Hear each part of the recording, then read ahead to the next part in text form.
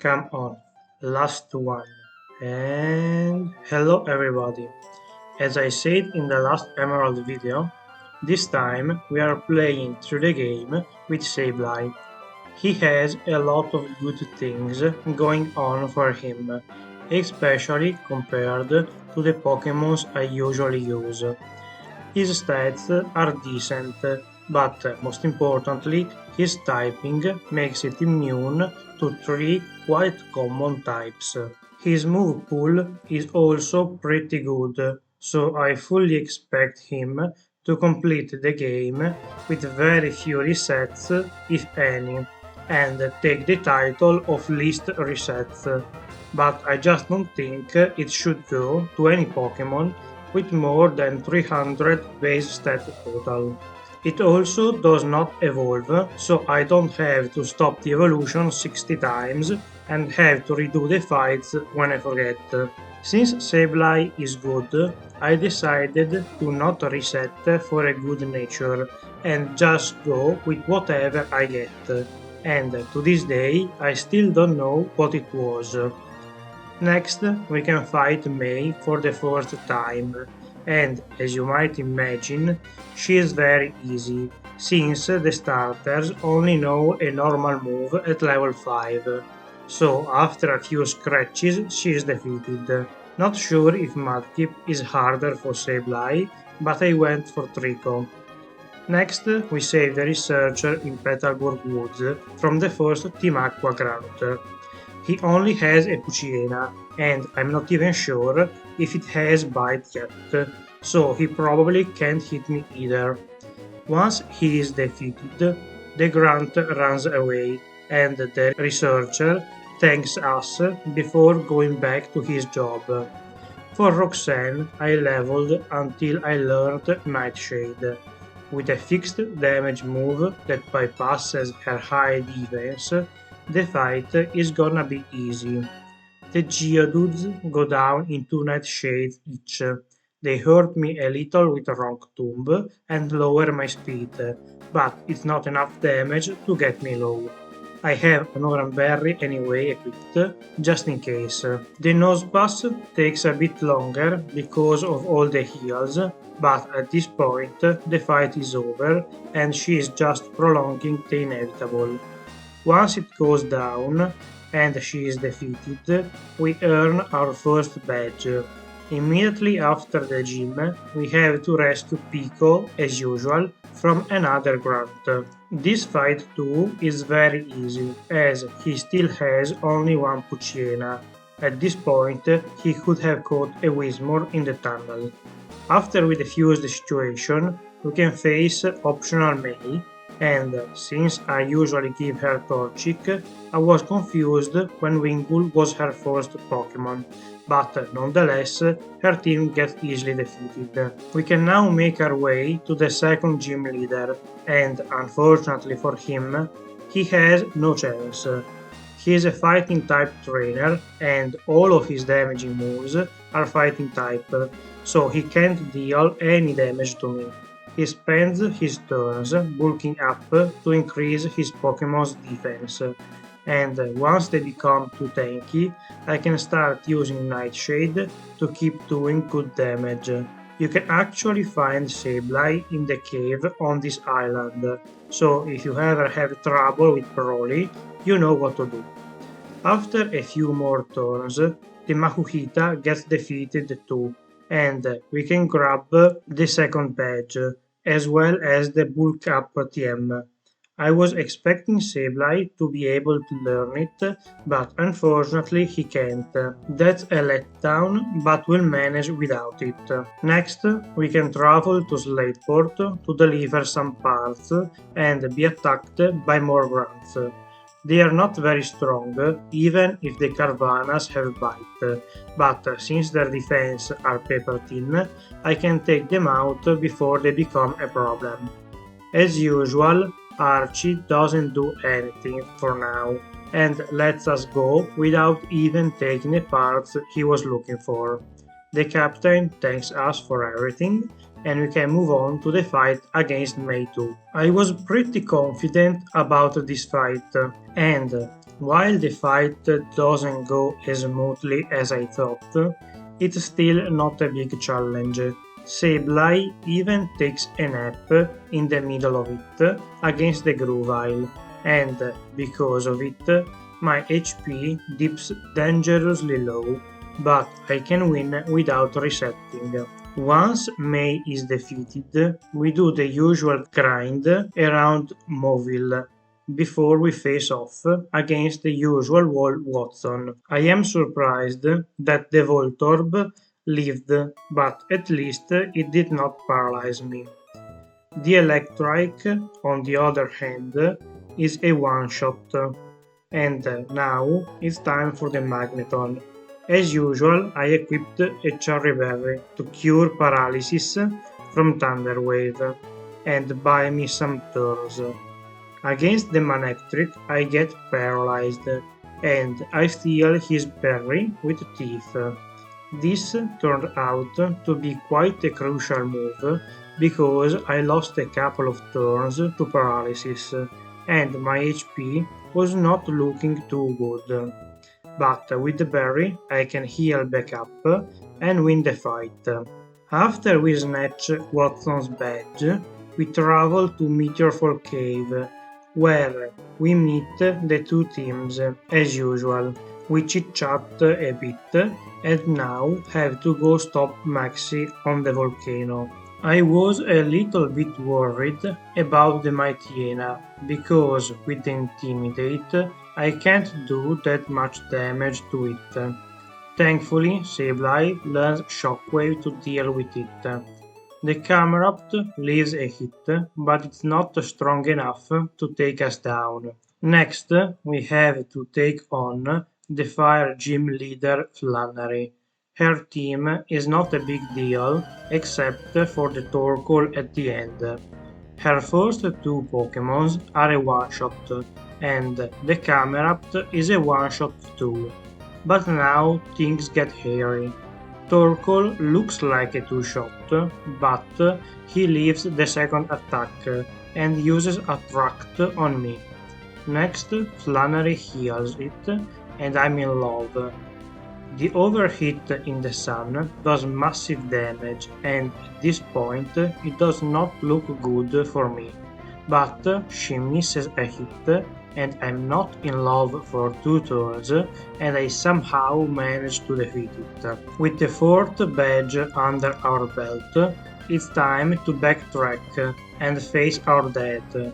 While his team is normal type, they have moves to hurt me like Feint Attack.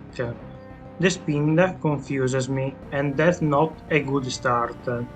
After a couple of turns and hitting myself, I can take it out and proceed with the rest of the team. Vigoroth does a little damage before going down, and now it's time for the ace card. Slacking, the thick boy that he is, takes quite a few hits to go down. And let's not forget about all the healing items at his disposal. I'm not sure if his last Pokémon can hit me, but it just wastes time setting up a belly drum before dying. After earning the 5th badge, we are given the Surf TM from Wally's uncle, and now we can explore new areas. After clearing the Weather Institute, we have to defeat May one more time, and her team is not very strong.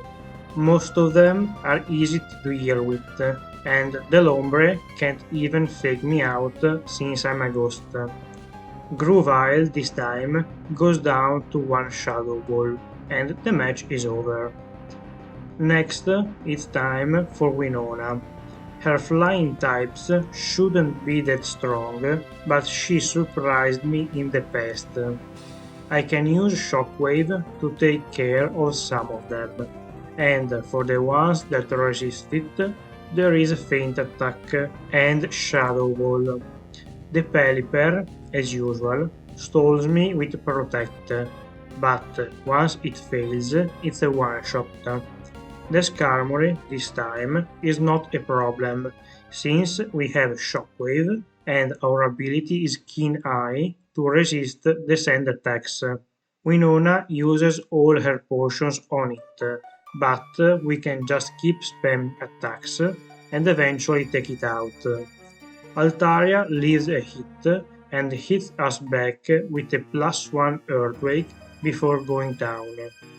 With Winona defeated, we can proceed to the Not Pokemon Tower, where we meet Maxie and receive the Magma Emblem from the old lady to reach Groudon and stop Maxie. His team improved a lot since our last fight, but the main problem is still the Mightyena.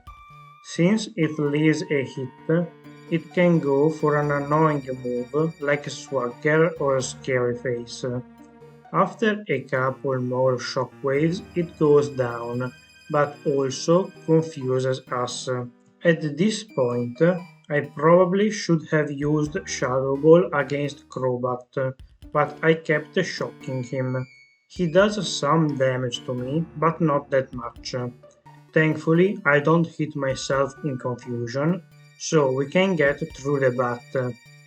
I misclick against his last Pokemon, but correct it the next turn and finish the fight. With Max's plan foiled, we can proceed with the rest of the story, not before bullying Mol May. Her team, as usual, is very easy, and I'm still mad that she doesn't have a better one. Come on, is it Slugma? At least evolve this thing, please. Grovyle is the only decent member, and he would be much better if evolved. Anyway, once we are done with her and grind a bunch, we can fight Tate and Liza. My typing is extremely good against them, so I don't expect the fight to be a challenge. Shadow Ball is my strongest move, so I'll just spam that and one-shot their Pokémons. Even if the Xatu is boosting, I take out the Lunaton because Hypnosis, and can finish the fight next turn. Once they are defeated, they give us the penultimate badge and, most importantly, the TM for Calm Mind. The double fight with Steven against Team Magma is not as easy as I imagined. I immediately try to take out the Mightyena because I don't want it doing anything weird. Unfortunately, I can't one-shot it and he slows me down. The Metang, as usual, sets up screens, which are not that helpful. The Camerapts also start boosting with Amnesia, but it's not that big of a deal since we have a physical move, so we can ignore the boost mostly, assuming that I stop hitting myself for once. When he finally snaps out, the fight can resume, and with +1 in attack, I can do some solid damage and take out Max's team. So there is only the Grunt left. His team's levels are a bit lower, so he is easier, and the 2v1 does not favor him at all. After a while more, we can face and defeat the last Mightyena and be done with this fight. Once Team Magma leaves the Pokemon NASA building, we are given the dive TM from Steven and can go stop Archie. His team is more of the same really. Mightyena is still there to cause problems, and it slows me down once again. With a couple more shockwaves, we can defeat it, at the price of confusion from Swagger. Once sablye calibrates its gem's eyes, we can move on to the rest of the team, which is easier. Crobat gets down in 2 turns, even with the potion, and his last Pokemon is weak to electricity, so I should one-shot it, and thankfully I get through the confusion and defeat him. Once Archie loses the fight, the red orb activates anyway and wakes up Kyogre, and it is pissed. At least now both teams realize their mistake and are willing to change, or at least I hope so. Next, I'll skip over all the stuff with Steven, the Champ, and Rayquaza, so we can see together the pinnacle of 2004 cutscenes. I'm joking, by the way. I guess it was for the Pokemon franchise though, maybe. Anyway, time for Juan to die. Thanks to Shockwave, his team of water types should not be a problem. I should probably have taught Calm Mind to Sableye, but I forgot. I'm sure it would have made the fight easier. For the Whiscash, I used Shadow Ball since it is immune to electric. Celio surprisingly leaves a hit, but can't do much. The Kronaast, on the other hand, is much less tanky, so it goes down in one hit. And thankfully, the Kingdra does not go for evasion cheese.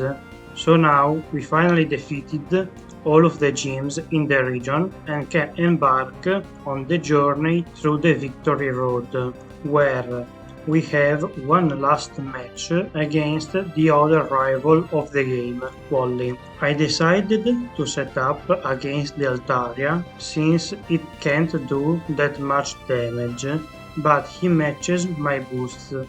As usual, I underestimate Altaria and he survives one hit.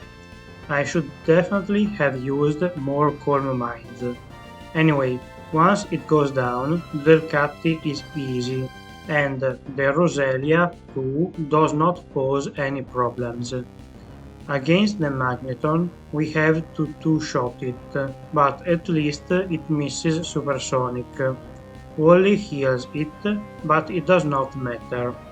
Against his Ace Gardevoir, I used Shadow Ball since it is physical in this generation. After dealing with the Victory Road, it's time to face the Elite Four. Sidney starts with the usual Mightyena, and I decide to set up hard against it. His sand attacks are useless thanks to our ability. It can lower my special defense with Crunch, but it too does not matter since I'm boosting it with Calm Mind. Once I reach +6 in special attack, I can go on the offensive. Some of his team resist my moves, but since I'm ultra boosted, they still go down in one shot each. I can use Shockwave for the rest. Probably the easiest Sidney I had in a while. After Sidney is defeated, we can proceed and face Pheobe, the second Elite Four. Her Dusclops lead likes to use Protector on turn 1, but I thought it would do something else since I'm Ghost type. I boost on turn 2, but it confuses me, so now the fight is not easy anymore. Once it stops protecting and I can get through the confusion, I can take it out, and from here there shouldn't be any more problems. +1 feint attack should one-shot everything on her team. Thankfully, the confusion did not cost me a reset. At last, her ace comes out, and as predicted, is defeated in one feint attack. Time for Glacia, the third Elite Four. She shouldn't be a problem since I have Shockwave for half her team. I set up against her lead just to make sure I can defeat the Wolverine later on. It starts using Ice Ball in response. I did not see that move in a few moves. Now that I have some boosts, I can start the sweep. I used Feint Attack against the Glalie because of Stab, but I don't think it matters. My HP is starting to get kinda low because of the hail, but as long as I keep one-shotting, I shouldn't die. Moment of truth. Will Wolverine go down in one hit? And he does. So Glacia is defeated, and we can finally face the last Elite Four. Drake and his dragon types. His lead Shergon, like the Dusclops from earlier, likes using Protect on turn 1, but this time it goes for Rock Tomb and slows me down. He also protects on turn 2 to stall the fight. Of course, I did not learn my lesson, and the Altaria survives a hit thanks to her special defense. I probably could have boosted against it. I decided to do so with the Hintra, and it starts spamming Surf. Once my HP falls below half, I take it out. The Flygon hits me and brings me low, so now I'm scared of the Salamence, as it could take me out in one hit. Fortunately, he doesn't, and I can finish the fight with one last feint attack. Now that the Elite Four has been dealt with, only the champion remains. The plan is to set up against his lead and hopefully sweep the rest of his team. I start cool minding against it and it sets up Rain, which will boost his water spout.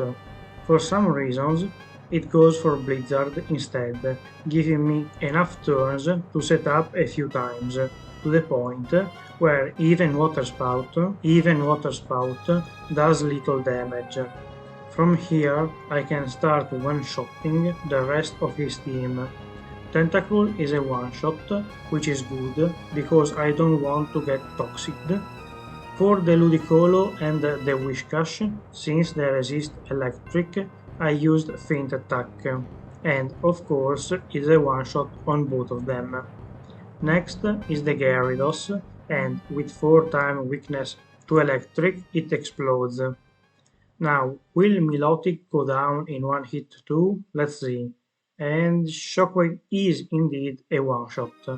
And with that, sablye is the champion of the Juan region. As expected, it was quite easy, only one unfortunate reset. Thank you for watching, I hope you liked it. Remember to subscribe, ring the bell, share the video, and do leave a comment if you have any kind of feedback. See you next week. Bye!